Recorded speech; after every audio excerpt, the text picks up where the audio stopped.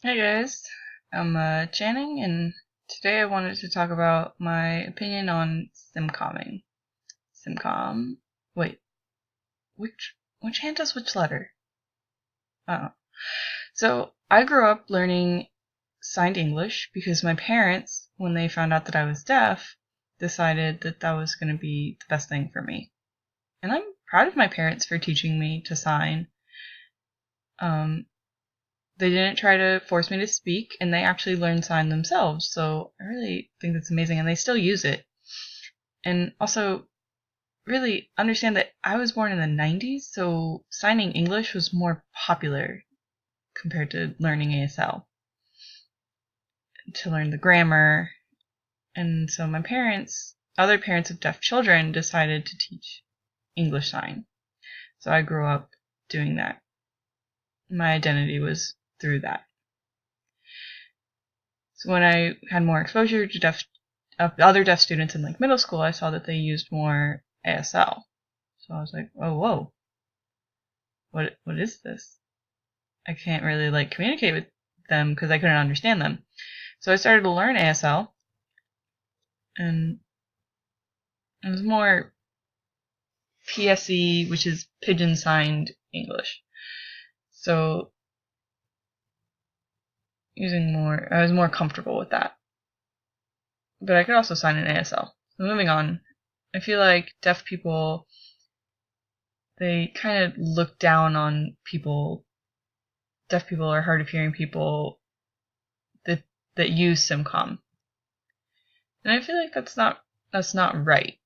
My identity as a deaf person, a fully deaf person, and so my or I feel like using SimCom if I wanted to.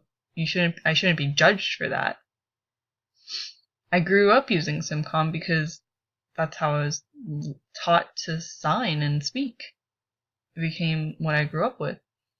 Being around hearing people and then being around in the deaf world, I noticed that people are like, "Don't talk. Why are you mouthing?" I'm like, "Why not? It's not hurting you because I'm still signing. You're still gonna see my hands, but my mouth will be moving at the same time." But with hearing people, it'll help them understand me better if I use SimCom. I feel like if they're looking at my mouth, they can understand with the signs.